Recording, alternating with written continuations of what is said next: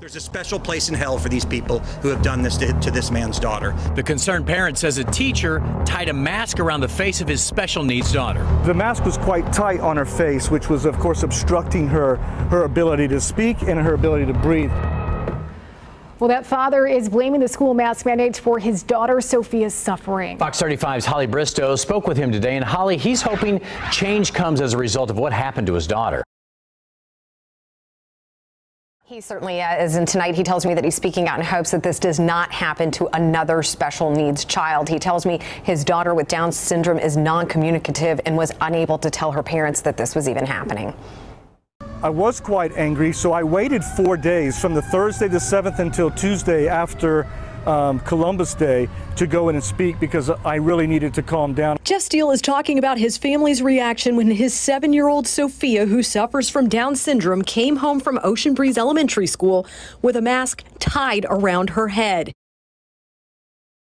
When this child got off the bus and had the mask, it was tied around the back of her head underneath her ponytail. And it was quite tight around her face. He says it was tied so tight she struggled to talk and even breathe. Medically, it's very dangerous for her to do that. She could aspirate, she could asphyxiate, all sorts of medical things that could happen as a result of that, which would then forcing her breathing because of her enlarged tongue, it could also cause seizures. The father says he always assumed Sophia was exempt from the mask mandate because of her disability. He's furious no one from the school ever called him. Why in the world, since the mandate happened back in September and you were going to begin to put this on my child and now then tie it on my child, would you never pick up the phone and call me and ask me to give me my informed consent, which never happened, which legislation and the IEP requirements require them to do, and they did not follow that.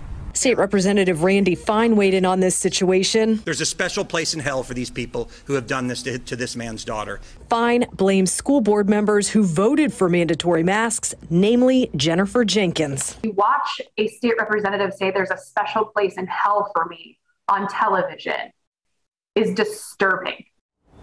We reached out to Brevard County Schools about this situation. Here's what they said to us. The student was given a mask exemption as soon as the parents made the request to the school leadership. The school district is investigating the allegations made by the family. BPS strives to ensure each student has the best educational experience possible and will continue in that effort. For now, live in studio, Holly Bristow, Fox 35 News.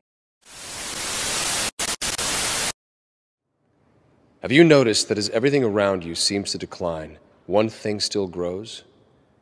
It is the power of your rulers.